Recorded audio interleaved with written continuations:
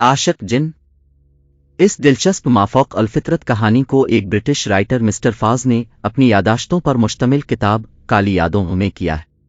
ये किताब 1922 में बर्मिंघम में शाये हुई थी।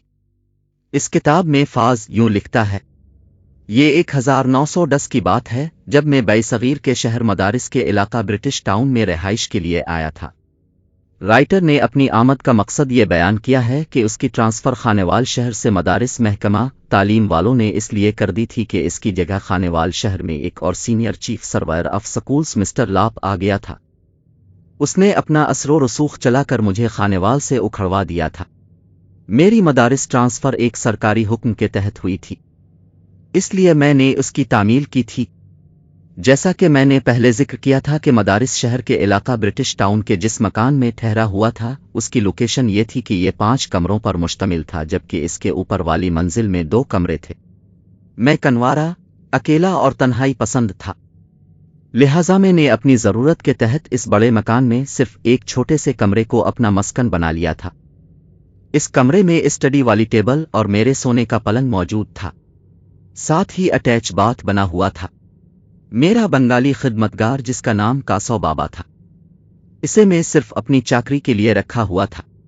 मेरे कभी कभार मेहमान दोस्त वगैरह आते थे, वही उनको चाय वगैरह बना कर देता था। मैं दरअसल दिल्ली तौर पर अपने घर आए मेहमानों को ज्यादा पसंद नहीं करता था। इसकी वजह यह थी कि मैं तबैता क्योंकि पड़ाको तन्हाई पसंद था। जो मेहमान बाज दफा लीचड़ होकर मुझे अपनी उल्टी सीधी बेमकसद बातों में लगाकर मेरा कीमती वक्त ज़ाय किया करता था। मैंने कासो बाबा को ये बात समझाई हुई थी कि जब मैंने किसी लीचड़ मेहमान से छुटकारा हासिल करना होता तो मैं इसे इशारतन कहता कि कासो बाबा एक कड़क चाय का कप और बना। सर, आपका फलां ऑफिसर का फोन आया था, वो आपको बुला रहे हैं। और मैं मसनो तौर पर इस महफिल से उठ जाता था। जून 1910 को बैसगीर के बड़े बड़े शहरों में फिरका वराना फसादात फूट पड़े थे। हुकूमत ने हम ब्रिटिश लोगों को सख्ती से ताकीद की थी कि हम लोग अपने दफ्तरों में न जाएं और अपने घरों में बैठे रहें। ये ऑर्डर 1 हफ्ते के लिए था। मैंने कासो बाबा को कहा, तुम बाजार से बहुत सी इंग्लिश लिटरेचर की बक्स ले आओ। उसने मुझे कहा, इस वक्त बाजार जाना बहुत मुश्किल है क्योंकि मदारिस के गिली कूचों में हिंदू सिख आपस में मोर्चा बंद होकर आपस में लड़ रहे हैं। उसने बाजार जाने से इनकार कर दिया और बोला, सर, वो सामने वाले बंगले में एक गोरा साहब मिस्टर बैरट आए हैं, सुना है उनकी अपनी बहुत बड़ी किताबों की लाइब्रेरी है। आप कहीं तो मैं उनसे आपकी मतलूबा कुतुब ले आऊं। मैंने इसे कहा, हां पूछ लो, शायद हो दे या ना दें। कासो बाबा थोड़ी देर बाद मेरे पास चंद बहुत अच्छी मेरे पढ़ने के लायक कुतुब ले आया। वो किताबें इंतहाई पुरानी और अच्छे राइटर्स की लिखी हुई थीं, लेकिन इनको इतने करीने से संभालने वाले ने रखा हुआ था कि मेरा दिल खुश हो गया।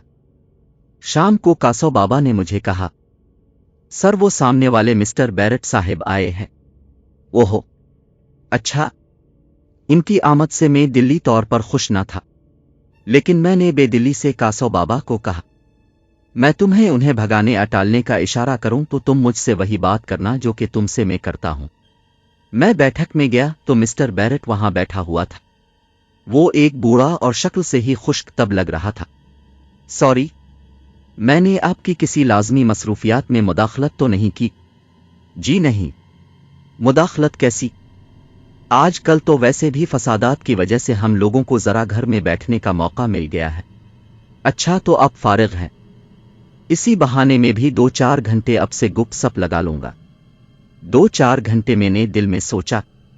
मैंने मसनूई खुश इखलाकी से उसे मुस्करा कर कहा, जी हां, हां क्यों नहीं, मैं भी तकरीबन फारिग हूं। बैरट ने इब्तिदाई तौर पर मुझे बताया कि वो हुकूमत की जानिब से मदारिस शहर में उसकी पुरानी तारीखी इमारतों और उसके इर्द गिर्द की जगहों का बगौर जायजा लेकर इसके बारे में ये रिपोर्ट बनाने आया है कि इन तारीखी इमारतों और उनके इर्द गिर्द जो खाली जगहों को किसी तरह आम आवाम के लिए तफरीगा बनाया जाए।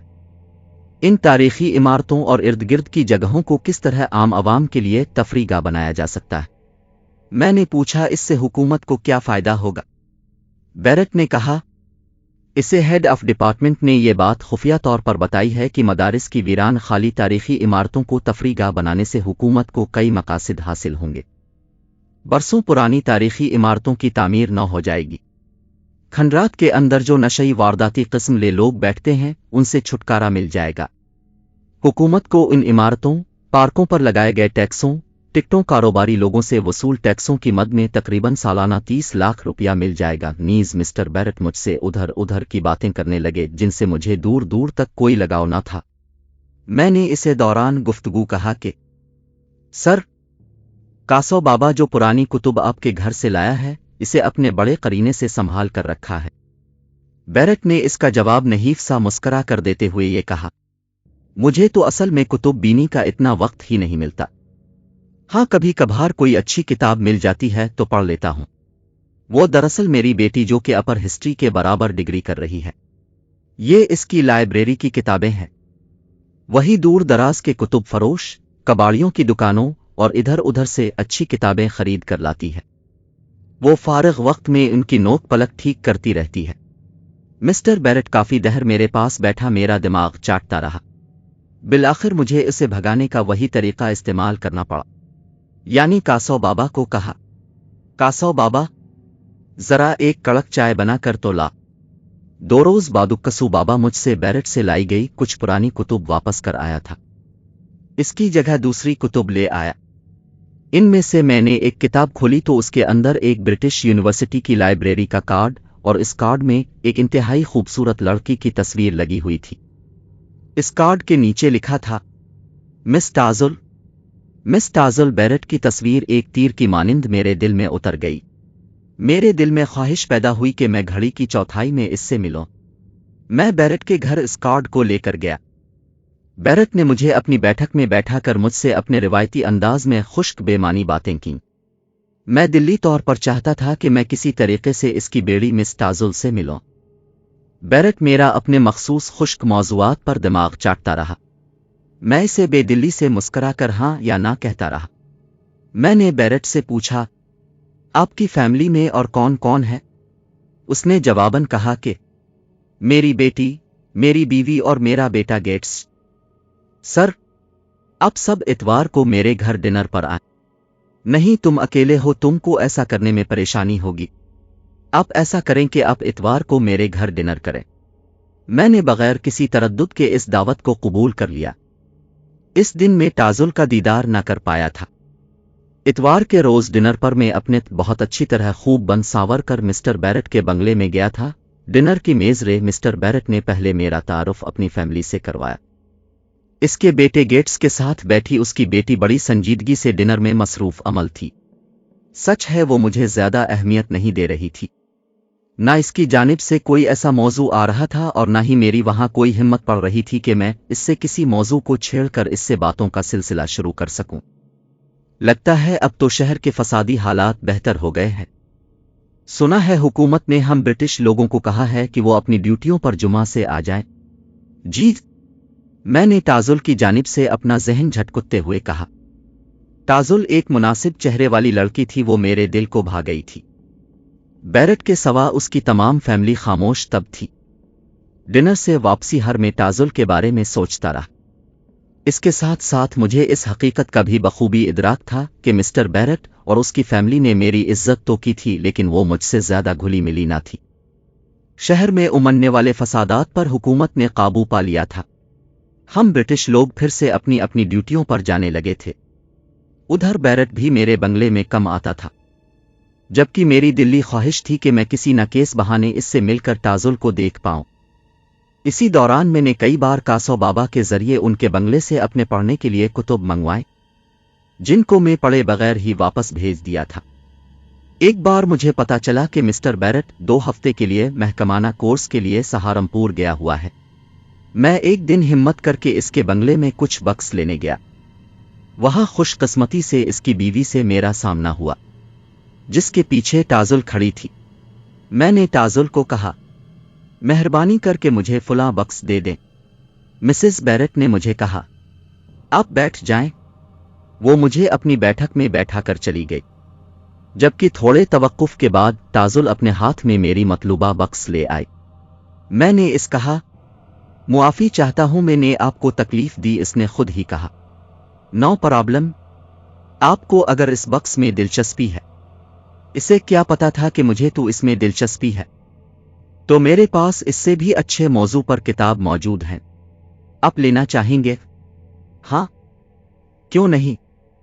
اس نے اپنے لبوں سے وہ لفظ بول دیا تھا جو کہ میں دل سے چاہتا تھا۔ تو کیا میں آپ کے پاس اپنی پسندیدہ مطلوبہ کتب لینے آ جایا کروں؟ ہاں کیوں نہیں؟ پھر میں تقریباً روزانہ ہیلے بہانے سے اس سے ملنے جانے لگا۔ اسے دوران بیرٹ بھی اپنا محکمانہ کورس کر کے واپس آ گیا تھا۔ اس نے جب دیکھا کہ میں اس کی غیر موجودگی میں تازل سے کتابیں لینے آتا رہا ہوں تو اس نے اس کا برا نہیں مانا۔ میں اپنے مقصد کو حصول کو مزید بہت آسان بنانے کے لیے گیٹس کو بھی اپنی جانب مائل کرنا شروع کر دیا تھا۔ تازل بھی مجھ سے ہلکے پھلکے انداز میں بے باکی دوستانہ انداز میں گپ شپ مارنے لگی تھی۔ ایک دن باتوں ہی باتوں میں نے اس سے اپنے دل کی بات کہہ دی۔ تازل نے مجھے کہا، فائز، تم سے مجھے شادی کرنے میں کوئی آر نہیں، اور امید ہے کہ میرے ڈیڈی ممی کو بھی نہیں ہوگا، لیکن میں یہ شادی اپنی اسٹڈی ختم کرنے کے بعد کروں گی۔ کب تک تمہاری اسٹڈی ختم ہوگی؟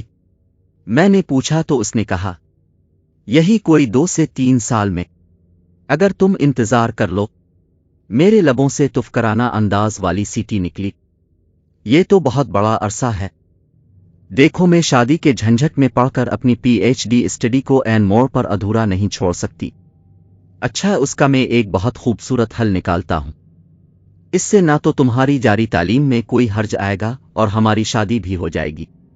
دیکھو، ہم شادی کرنے کے بعد ایک دوسرے سے صرف اتوار والے دن رجوع کیا کریں گے، باقی کے 6 دن تم بے شک جہاں مرضی چاہو اسٹڈی کرو۔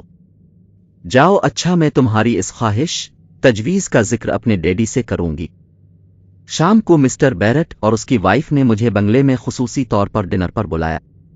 وہاں تازل بھی موجود تھی۔ بیرٹ نے مجھ سے پوچھا، تم واقعی تازل سے شادی کے معاملے میں سنجیدہ ہو؟ میں نے کہا، جی ہاں۔ مسٹر بیرٹ نے مجھے کہا، اگر تم ہماری بیٹی سے واقعی شادی کے معاملے میں سنجیدہ ہو تو اس کے لیے ایک شرط یہ ہے کہ جب تک اس کی تعلیم مکمل نہیں ہو جاتی وہ تم سے صرف اتواری کے دن رجوع کیا کرے گی اور باقی کے 6 دن وہ اپنی اسٹڈی جاری رکھے گی۔ میں تازل کو حاصل کرنے کے لیے جنون محبت میں اس مضحکہ خیز شرط پر اس سے شادی کرنے پر راضی ہو گیا۔ تازل سے میری شادی ہو گئی۔ وہ ایک محبت کرنے والی بیوی ضرور ثابت ہوئی، لیکن اس کے ذہن میں پڑھائی کا اتنا جنون سوار تھا کہ وہ اپنا زیادہ تر وقت اپنے ساتھ لاتعداد کتب کے ساتھ گزارتی تھی۔ میں چاہتا تھا کہ میری نئی دلہن میرے ساتھ زیادہ سے زیادہ وقت گزارے، لیکن میں اسے اس کی پڑھائی سے اس لیے ڈسٹرب نہ کرتا تھا کہ وہ میری جانب سے متنفر نہ ہو جائے۔ میں اس سے شادی سے پہلے یہ وعدہ کیا تھا کہ وہ صرف اتوار کو میرے پاس آئے گی۔ اس نے میرے بنگلے کے اوپری کمرے میں خصوصی طور پر اپنا اسٹڈی روم بنایا ہوا تھا۔ وہ وہاں تادیر پڑھتی رہتی تھی۔ وہ شاذ و نادر ہی چند لمحوں کے لیے میرے پاس نیچے آتی تھی۔ میں اس سے کہتا تھا کہ میں اپنی شادی کو بڑا مضحکہ خیز اور باعث اذیت تصور سمجھتا ہوں۔ تازل مجھے کہتی، میں اب کو پہلے ہی بتا دیا تھا کہ میں اب سے اس شرط پر شادی کروں گی کہ میں پہلے اپنی تعلیم مکمل کرنے کے لیے پڑھنا ہے اور آپ میری اسٹڈی میں مداخلت نہیں کریں گے۔ اب فکر نہ کریں، میں اپنے امتحان دینے کے بعد ہمیشہ کے لیے آپ کے پاس رہوں گی۔ اس نے یہ الفاظ میرے گالوں پر مسکرا کر محبت بھری چٹکی کاٹ کر کہے تھے۔ ایک رات حسب معمول تازل بنگلے کے اوپری کمرے میں اسٹڈی کر رہی تھی۔ میں اس کی جانب سے صبر کیے اپنے بیڈ پر سونے کی تیاری کر رہا تھا کہ اچانک کاسو بابا پڑے سہمے ہوئے انداز میں میرے پاس اکیڑا ہوا۔ اس سے پہلے کبھی اس انداز میں میرے سامنے ڈرا سہما ہوا نہیں کھڑا ہوا تھا۔ میں نے تجسس کے عالم میں پوچھا کہ کاسو بابا، خرد تو ہے، آپ ایسے کیوں کھڑے ہیں؟ وہ میرے اس بات پر رونے لگا۔ میں سمجھا کہ اس کا کوئی قریبی عزیز فوت ہو گیا ہے۔ میں نے اس سے کہا، کاسو بابا خیر تو ہے، مجھے بھی تو کچھ بتائیں۔ وہ مسورتی سہمی حالت میں اپنا سر پکڑ کر زمین پر بیٹھ گیا۔ میں نے اسے کہا، آپ کرسی پر آرام سے بیٹھیں۔ میں نے اس کے ہاتھوں میں پانی کا گلاس دے کر پوچھا، اپنے اعصاب قابو میں رکھ کر مجھے بتاؤ کہ تمہاری ایسی کیفیت کیوں ہو رہی ہے؟ اس نے کہا، مسٹر فائز، میری سمجھ میں نہیں آ رہا کہ میں وہ بات کیسے بتاؤں جو میں نے اپنی آنکھوں سے دیکھی اور کانوں سے سنی ہے۔ میں اس سے ششدر ہو کر پوچھا، کون سے بات؟ اس نے کہا، سر، جو بات آپ کو بتانے والا ہوں اب نہ جانے کیسے میری اس بات کا یقین کریں گے۔ وہ ایک لمحے کے لیے رک گیا۔ ہاں، میرا تم سے وعدہ ہے کہ میں تمہاری لبوں سے نکلی ہوئی باتوں پر یقین کروں گا، کیونکہ مجھے پتا ہے کہ تم جھوٹ نہیں بولتے۔ کاسو بابا لپک کر میرے قریب آیا۔ اس نے مجھے بڑی عجیب اور میرے پاؤں سے زمین نکالنے والی بات بتائی کہ مسٹر فائز، میں نے آج اوپری منزل کے کمرے کی سیڑھیوں کے عین وسط میں ایک خوبصورت نوجوان لڑکے کو تازل کے ساتھ دیکھا ہے۔ کاسو بابا، تم پاگل تو نہیں ہو گئے ہو؟ تم یہ کیا دیوانوں والی اور کس قسم کی گھٹیا بات کر رہے ہو؟ میں نے نیم تیش میں آ کر اسے کہا، معاف کرنا مسٹر فائز، آپ نے ابھی تھوڑی دیر پہلے میری جو تعریف کی تھی وہ کیا جھوٹ تھی؟ آپ کیا یہ تصور کر سکتے ہیں کہ میں اس عمر میں آپ کے سامنے عدن ملازم ہوتے ہوئے جھوٹ بول سکتا ہوں؟ اچھا یہ بتاؤ کہ تازل اور بقول وہ تمیری وہ خوبصورت لڑکا اکٹھے کس حالت میں تھے؟ جی، میری نظروں نے دیکھا کہ وہ دونوں بڑے محبت بھرے انداز میں ایک دوسرے کا ہاتھ پکڑے ہوئے تھے۔ کاسو بابا، تم اب جاؤ۔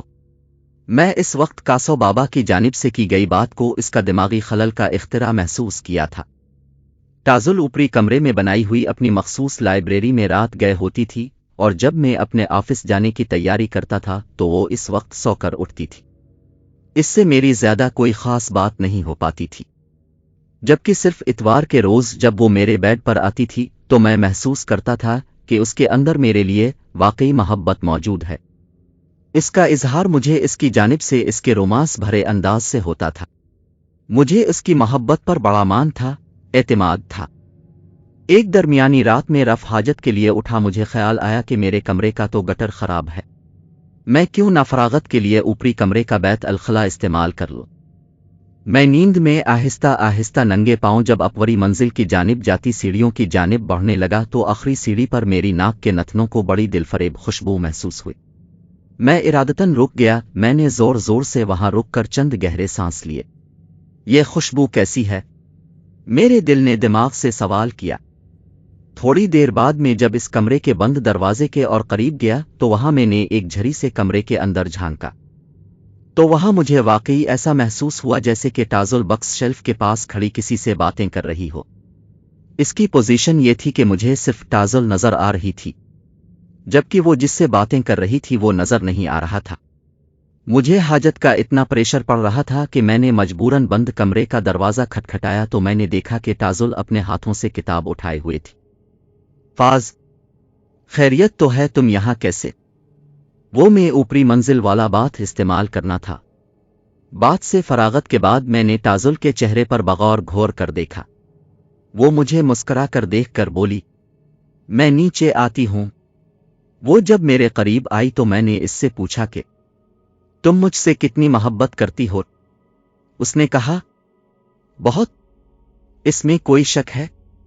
میں نے اس سے پھر پوچھا کہ کیا میرے علاوہ بھی تمہاری زندگی میں کوئی اور ہے؟ تازل نے کہا کہ فاز، لگتا ہے آج تمہارا دماغ چل رہا۔ کیا بات ہے؟ تم اس قسم کے بے ربط، دل جلانے والی باتیں کیوں کر رہے ہو؟ اس نے چہرے پر ناراضگی کے اثرات طاری کر لیے۔ پھر میں نے کہا، میں نے تمہاری زندگی میں کیس دوسرے شخص کی علامات پائی ہیں۔ پھر میں نے اس سے کاسو بابا اور اپنی آنکھوں سے دیکھی سنی بات کا اس سے ذکر کیا تو یکدم اس کے چہرے کا رنگ بدلنے لگا۔ میں نے محسوس کیا کہ اس کو قدرے سکتا سا ہو گیا ہے۔ جو حقیقت ہے اسے تم مجھے بے دھڑک بتا۔ مجھے حقیقت سننے کا بخوبی حوصلہ ہے۔ تازل میرے سینے سے لگ کر بچوں کی طرح پھوٹ پھوٹ کر زارو قطار رونے کے ساتھ ساتھ دیوانہ وار مجھے چومتی جا رہی تھی۔ فائز، تم اپنے دل میں میری جانب سے بدگمانی پیدا نہ کرنا۔ مجھے یسوع کی قسم مجھے تم سے شدید محبت ہے، لیکن ہاں بولو لیکن، میں نے بڑے اطمینان سے اسے کہا۔ تازل نے مجھے کہا، تم اور میں ڈنر کے بعد میٹر روڈ پر چہل قدمی کرنے جائیں گے۔ وہاں میں تمہیں اپنی زندگی سے لپٹا ہوا ایک ایسا عجیب اور دل و ذہن کو یقین نہ آنے والا راز سناؤں گی جسے سن کر تم بھی پریشان ہو جاؤ گے۔ ابے کیوں نہیں؟ میں نے اس سے تجسس سے پوچھا، تھوڑا صبر کر لو، میری پراسرار کہانی آرام سے سننے والی ہے۔ ڈنر کے بعد میں اور تازل میٹرس بازار میں چہل قدمی کرنے گئے۔ وہاں اسے میں ایک چائے کے ہوٹل میں لے گیا۔ اس ہوٹل میں تازل نے کہا، فائز، اب میں جیم تم کو اپنی زندگی کا عجیب راز بتا رہی ہوں، تم اسے غور سے سننا اور پھر ٹھنڈے ذہن سے فیصلہ کرنا میرا اس شخص سے عشق میں کتنا عمل دخل ہے، اور تم مجھے جو سزا دو گے مجھے منظور ہے۔ تازل نے مجھے ہوٹل میں بڑی عجیب کہانی سنائی۔ اب تازل کی زبانی سنیے۔ تم سے شادی سے تقریباً 1 سال پہلے میرے خوابوں میں ایک بہت خوبصورت شخص کی ادھوری شبائیں بنا کرتی تھی۔ میں شبائیں کو دیکھ کر گہری نیند سے چونک کر اٹھ جایا کرتی تھی۔ عالم خواب میں رفتہ رفتہ یہ شبائیں ایک خوبصورت انسان کی صورت اختیار کر جاتی تھی۔ یہ خواب میں آنے والا شخص مجھے خواب میں کہتا تھا کہ تازل، میں تم پر عاشق ہوں، میں تمہیں اپنی دلہن تازل بنا کر اپنی دنیا میں لے کر جاؤں گا۔ میں نے ایک بار اس کا ذکر اپنے پروفیسر سے کیا تھا کہ مجھے خواب میں ایک شخص آ کر اس قسم کی باتیں کرتا ہے۔ میری بات سن کر پروفیسر نے مجھے بتایا، فکر کی کوئی بات نہیں ہے، سے تم صرف ایک خواب کی طرح لو۔ میں پھر سے فکر مند ہو گئی۔ چند روز تک وہی شخص میرے خوابوں میں آیا۔ اس نے مجھے کہا کہ تازل، میں نے تمہیں ہر صورت میں حاصل کرنا ہے۔ میں نیند میں یہی سمجھ پاتی تھی کہ میں گہری نیند میں سو رہی ہوں۔ اسی دوران میں میرا دماغ کہتا تھا کہ تازل، فوری طور پر جاگنے کی کوشش کرو۔ میں اپنے تئیں جاگنے کی بھرپور کوشش کرتی، لیکن وہ پراسرار شخص میری نیند کو اتنا گہرا کر دیتا تھا کہ میں اپنی ہزارہ کوشش کرنے کے باوجود جاگ نہ پاتی تھی۔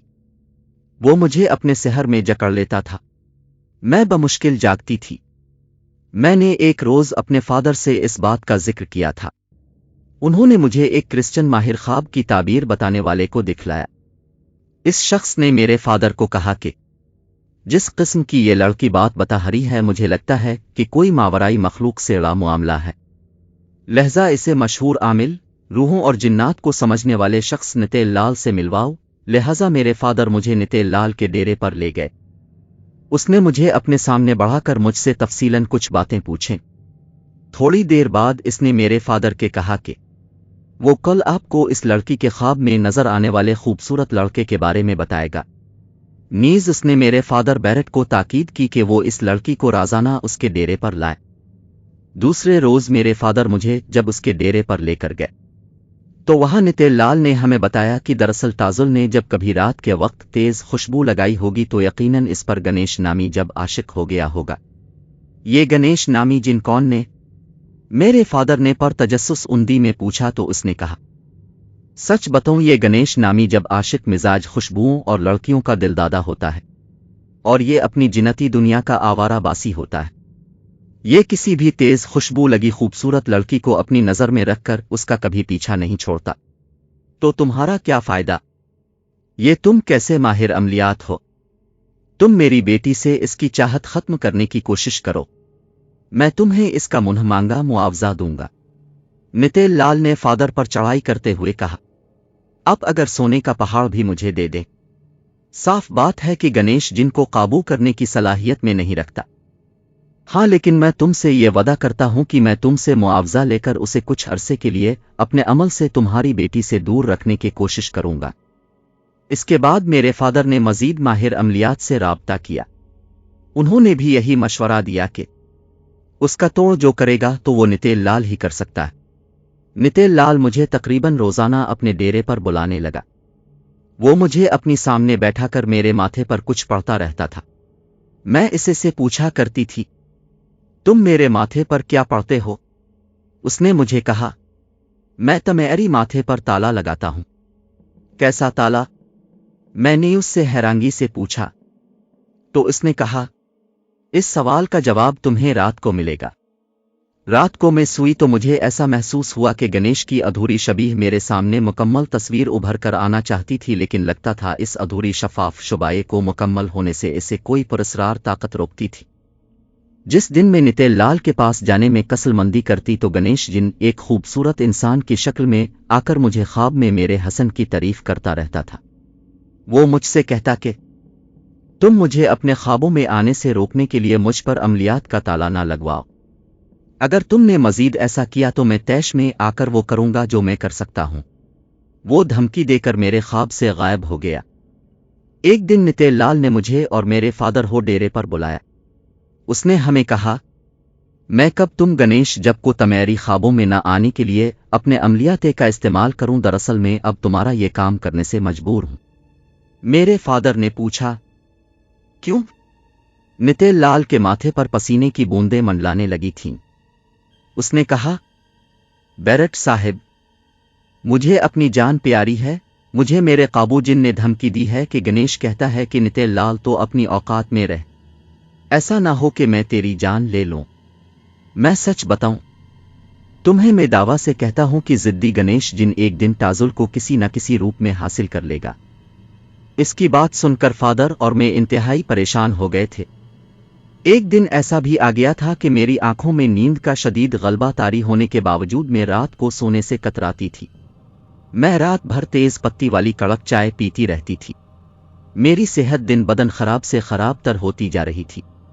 मेरी फैमिली ने बाहमी तौर पर फैसला किया था कि इस मामले की खबर बंगले से बाहर नहीं निकलनी चाहिए, क्योंकि इससे जुग हंसाई होगी। एक दिन हमारी फैमिली सैरो तफरी के लिए एक परफजा पहाड़ी हॉल का एक कमरा आर्जी रहाइश के लिए लिया। वो कमरी इतना बड़ा था कि इसमें हमारी सारी फैमिली समा सकती थी। मेरे फादर और मम्मी मुझे कमरे में तन्हा छोड़कर किसी काम से बाहर चले गए। मैंने अपने कमरे की बालकोनी से बाहर की जानिब मौसम के नज़ारे देखने के लिए झांकना शुरू कर दिया था। मैं अभी बालकोनी से होटल की जानिब बाहर देख रही थी कि किसी शख्स ने मुझे पुश्त से अचानक पकड़ा। मैं बालकोनी से बाहर गिरते गिरते बच्ची। मैंने चौंक कर पीछे देखा तो वहां मेरी निगाहों के सामने एक इंतहाई खूबसूरत बली आंखों वाला लड़का खड़ा था। मैंने जोरदार चीख मारी। इस लड़के ने मुझे कहा, ताजुल, तमेरी इस जोर से चलाने से तुम्हारा मकसद हरगिज पूरा नहीं होगा। यहां तुम्हारी आवाज की गूंज बेअसर हो गई है। तुम मुझसे डरो नहीं। इससे पहले कि तुम मुझसे पूछो कि मैं कौन हूं, मैं तुम्हें खुद ही अपना तारुफ करवा देता हूं। मैं गणेश हूं, गणेश जिन। मेरे मुंह से हो नकुहे की तरह निकला, ताजुल, तुम मुझसे डरो नहीं। खौफ से मैं थर थर कांपने लगी। गणेश ने न जाने क्या अपने मुंह पड़ा। मैं लाशऊरी तौर पर उसके सामने शांत होकर कमरे में रखे सोफे पर बैठ गई। ताजुल, मेरी चंद बातें गौर से सुनो। तुम्हें याद है कि तुम अपनी सहेली मिस शिम्प की शादी में शिरकत के बाद रात को देर से वापस आ रही थी और तुमने अपने कपड़ों पर तेज खुशबू लगा रखी थी। मैं इत्तेफाक से उधर आवारा गर्दी कर रहा था कि अचानक तुम पर मेरी नजर पड़ गई थी।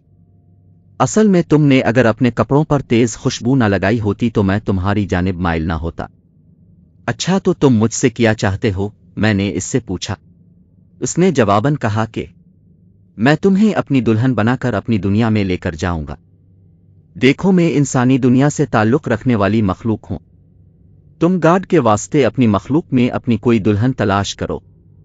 ये मुमकिन नहीं है। ये सब कुछ मुमकिन होगा। एक वक्त ऐसा भी आएगा जब तुम मुझे अपना दिल भी दोगी। तुम यहां से चले जाओ। साथ ही मैं चलाने लगी। लेकिन हैरत की बात यह है कि हालांकि मैंने अपने हल्क से जोर से आवाज निकालने की कोशिश की थी, लेकिन मेरी आवाज की गूंज मुझे अपने कानों तक सुनाई दे रही थी। यूं फजूल चलाकर अपना वक्त जाया ना करो ताजुल, उसने मुझे कहा। अच्छा, फिर आऊंगा। गणेश जिन एक सफेद धुएं की सूरत में तब्दील होकर हुआ में तहलील हो गया। थोड़ी देर बाद मेरे फादर और मम्मी भी आ गए। उन्हें मेरी परेशान हालत देखकर तशवीश हुई। मेरे फादर ने मुझसे पूछा, क्या बात है? मैंने उन्हें बताया कि गणेश एक मुजस्सम सूरत इख्तियार करके मुझसे यहां मिलने आया था। इस वाकये के बाद वो मुझे शहर दर शहर मुख्तलिफ मज़ाहिब के माहिर अमलियात, जिन्नों और रूहों नून गून ना समझने वाले माहिरीन के पास लेकर गए। इनमें से अक्सरियत ने फादर को कहा कि गणेश जिन एक जिद्दी, ढीठ किस्म का जिन है। इससे छुटकारा हासिल करना बहुत मुश्किल है। बिलाखिर मेरे फादर और मम्मी ने फैसला किया कि मेरी शादी कर दी जाए। इसी दौरान अब मेरी जिंदगी में आ गए। गणेश भी मेरे ख्वाब में बहुत कम आता था। ताजुल ने अपनी बात जारी रखते हुए मजीद कहा, मेरी जब अब से शादी हुई तो मैंने फैसला किया था कि हर सूरत में अपनी तालीम को जारी रखूंगी। मुझे अपर हिस्ट्री की डिग्री लेने का शौक भी था, इसलिए मैंने अब से कहा कि इसी शर्त पर शादी करूंगी कि अब मेरी डिग्री के हुसूल तक मुझसे ज्यादा मोहब्बत के लिए रुजू नहीं करेंगे। अब से शादी के बाद मैं आपके बंगले के ऊपरी कमरे में अपनी स्टडी में मसरूफ थी कि अचानक एक बार फिर गणेश जब मुजस्सम बनकर वहां भी आ गया। मेरी फिर वही कैफियत हो गई, यानी इसने न जाने मुझ पर क्या पड़ा। मैं चिल्लाना शुरू किया, मेरी आवाज हल्क में दब कर रह गई थी। उसने मुझे कहा कि ताजुल, अब तो मेरे साथ मेरी दुनिया में चलने की तैयारी करो। मैं झिंझलाकर उसके मुंह पर थप्पड़ मारते हुए कहा, मैं एक शादीशुदा औरत हूं, गार्ड के वास्ते मेरी जिंदगी से निकल जाओ। गणेश जिन ने कहा, ताजुल, मैं तुम्हारी बगैर नहीं रह सकता। अब मैं ये बर्दाश्त नहीं कर सकता कि मेरी चाहत किसी और की बाहों में झूले। देखो ये तुम क्या बेवकूफों वाली बात कर रहे हो। तुम मुझे जीत कर भी हार जाओगे। मैं तुमसे नफरत करती हूं। मेरे दिल का मरकज फाइज है। गणेश जिन ने कहा कि तुम इस बात को छोड़ो कि तुम मुझे कभी भी अपने दिल में जगह नहीं दोगी। ये मेरा काम है, तुम्हारी दिल में अपने जादू से अपनी मोहब्बत पैदा कर दूंगा। तुम अगर मुझसे रोजाना ऊपर स्टडी रूम में मिलने ना आई तो याद रखो मैं फाइज को मौत का मजा चखा दूंगा। तुम ऐसा नहीं करोगे। मैंने चला कर कहा, अच्छा, तुम्हें अगर वाकई अपना शौहर अजीज है तो मैं उसकी जान एक शर्त पर नहीं लूंगा। किस शर्त पर? उसने अपने लबों पर शैतानी मुस्कुराहट लाते हुए कहा कि तुम मुझसे रोजाना लाइब्रेरी में रात के 9 बजे मिलने आया करो। वैसे मैं नीचे तुम्हारे खावंद के सामने भी धड़ल्ले से आ सकता हूं। देखो वो मेरे बारे में क्या सोचेंगे। सोचने दो। अगर सोचता है, मैंने तो वैसे भी तुम्हें अपनी दुल्हन बनाकर ले जाना है। ताजुल, तुम फिक्र ना करो, मैं तुम्हें अपनी दुनिया में तुम्हारी शौहर से ज्यादा खुशहाल रखूंगा। नहीं गणेश, मुझे मजीद और कुछ नहीं चाहिए। तुम प्लीज मेरी पुरसुकून खुशहाल जिंदगी खराब ना करो। देखो मेरी मिस्टर फाइज से शादी करने के बाद जिंदगी मियारी और मुकम्मल है, लेकिन तुम्हारे बगैर मैं अपने आप को अधूरा महसूस करता हूं। तुम्हें हासिल करना मेरी जिद है। ताजुल ने रोते हुए मुझे अपनी जिंदगी का अजीब और गरीब बाब नवा। वो अपनी जगह इंतहाई परेशान थी। अच्छा तुम फिक्र ना करो, परेशान ना वो, मैं कुछ करता हूं। नीज में उसे समझाया कि तुम अपनी स्टडी को छोड़ो और रूटीन की मोहब्बत से लबरेज बीवी बनकर मेरे पहलू में आओ। मैंने इसे हौसला दिया। वो रूटीन के मुताबिक मेरे पहलू में आकर मुझसे मोहब्बत करने लगी। उसने खुद मुझे कहा कि तुम्हारे और मेरे दरमियान तालीम मुकम्मल होने का ये मुआहदा गैर अखलाकी बिला जवाज था कि तुम और मैं हक ज़ौजियत के मामले में सिर्फ छठी के रोज ही रुजू करेंगे। आज मैं बज़ात खुद मुआहदा खत्म करती हूं। एक रात उसने मुझे अपनी मोहब्बत का यकीन दिलाते हुए कहा कि मैं आखिरी वक्त तक तुमसे वफा करूंगी। इस रात मैंने दिल खोलकर मोहब्बत भरी बातें की थीं। सुबह के वक्त मेरी गहरी नींद से आंख लग गई। मेरे ख्वाब में पहले अजीब और गरीब शबीह बनना शुरू हुई। थोड़ी देर बाद वो शबीह एक मुकम्मल शक्ल इख्तियार कर गई, बिल्कुल इसी तरह जैसा कि ताजुल ने मुझे बताई थी। इस शख्स ने मुझे बड़े तहम्मुल भरे लहजे में किया, फाइज, तुम ताजुल की आर्जी मोहब्बत मिलने की वजह से ज्यादा खुश फहमी में ना रहूं। मैं ताजुल का दिल व दिमाग तब्दील कर दिया है। तुम आंखें खोलकर देखो, ताजुल अब तुम्हारी नहीं रही। मैं इसके दिल और दिमाग में बस गया हूं। मैंने चौंक कर आंख खोली तो मैंने अपने साथ लेटी ताजुल को झंझोड़ते हुए कहा कि ताजुल उठो, ताजुल उठो। वो गहरी नींद में बड़बड़ती हुए उठी और मुझे देखते ही इसने एक जोरदार चीख मारने के बाद मुझे धकेलते हुए दीवानावार अंदाज में कहा, तुम कौन हो? मैं कहाँ हो? ये तुम्हें क्या हो गया है? ताजुल, मैं तुम्हारा शौहर मिस्टर फाइज हूं और तुम मेरी बीवी हो। उसने जुनूनी हालत में मेरा मुंह नोचते हुए कहा, नहीं, मैं गणेश की बीवी हूं। मेरा दिल इस अंदेशे से जोर जोर से धक धक करने लगा कि इस खबीस गणेश जिन ने अपना काम कर डाला है। ताजुल अपने आप में ना थी। मैंने कासो बाबा को कहा कि हम फौरी तौर पर ताजुल को मेंटल अस्पताल लेकर जाएंगे। तुम किसी तरह इसकी फैमिली को इत्तला कर। हम ताजुल को फौरी तौर पर अस्पताल लेकर पहुंचे। वहां इसे डॉक्टरों ने शांत करने के लिए कुछ टेके लगाए। चंद लम्हों बाद इसकी फैमिली भी अस्पताल में आ गई। मैंने मिस्टर बैरेट को कहा कि तुमने मेरे साथ बहुत बड़ा धोखा किया है, कि तुमने मेरे गिले में अपनी पागल लड़की डाल दी है। बैरेट ने शर्मिंदा होने की बजाय कहा, तुम्हारा और हमारा स्टेटस ऐसा था कि तुम मीर बेटी से शादी के काबिल ना थी। उसने बड़े मगरूर अंदाज में अपना सीना फैलाते हुए कहा कि मैं एक रॉयल फैमिली से ताल्लुक रखने वाला आला ऑफिसर हूं और तुम एक मामूली एजुकेटेड, तुम जैसे हजारों भारत में रुलती फिरते हैं। ताजुल की दीवानगी, पागलपन खत्म होने का नाम नहीं ले रहा था। अस्पताल की जानिब से दी जाने वाली नशा आवर दवाइयां और टेके सब बेअसर साबित हो रहे थे। ताजुल मुसलसल फलक शिगाफ चीखें मार कर शोर कर रही थी कि गणेश जिन तुम कहाँ हो? मैं कहाँ आ गई हूं? ये फाइज बदमाश कौन है जो मुझे मेरे बिस्तर से उठा लाया है? गणेश मुझे तुमसे मोहब्बत है। मैं इसके करीब जाता तो मेरे चेहरे पर थूकर कहती थी, खबरदार तुम मुझे हाथ न लगाना, मैं गणेश की दुल्हन हूं। मेंटल अस्पताल वालों ने अपने तौर पर उसे शांत करने की कोशिश की लेकिन वो उनके काबू में न आई। मिस्टर बैरेट और उसकी बीवी अस्पताल से चले गए। वहां डॉक्टरों ने मुझे कहा कि सच्ची बात है, ताजुल का केस उनकी समझ से बाहर है, लिहाजा तुम उसे जिन वगैरह के सिलसिले को समझने वाले माहिर अमलियात, रूहों को निकालने वालों को दिखलाओ। मैं ताजुल को नितेल लाल के पास ले गया। उसने मुझे कहा कि ये केस मेरे पास पहले भी मिस्टर बैरेट लेकर आया था।